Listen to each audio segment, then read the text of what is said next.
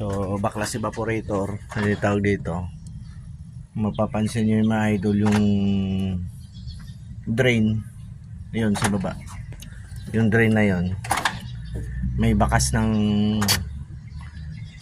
langis ano. So tingnan natin baka sa evaporator yung problema. Tawag dito, baklas tayo evaporator mga idol. Tanggal ko na yung mga cover, mga bolt na lang sa loob ang tatanggalin. So mga idol, natanggal ko na yung evaporator. So kita naman yung leak, although na hindi ko na siya na leak test, pero nandito lang galing. Ayan, bakat ng langis. Suggest ko sa may-ari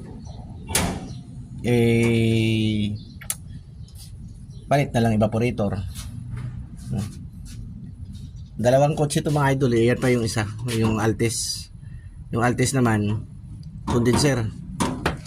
So bali pag ang Altis siguro pagbalik ko na lang to sa Lunes kung saglitan ko to kasi yan ang mapapansin nyo sa condenser mga idol, dyan naglalangis o signos yan na nandyan yung nandyan yung leak.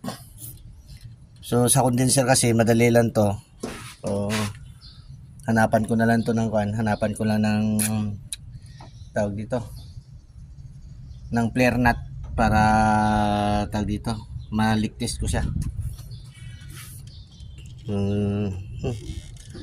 Tanggalin ko na tong condenser pagbalik ko dito mga idol ano.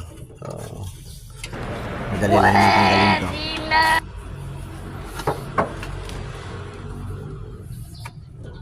So yan mga idol ano.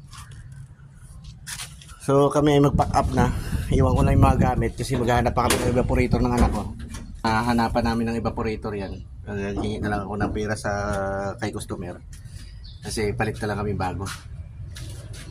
So yan mga idol, nakabili na ako ng evaporator. Naikabit ko na. So kakabit ko na lang itong mga idol ano. Yan yung luma, nandito na yung bago.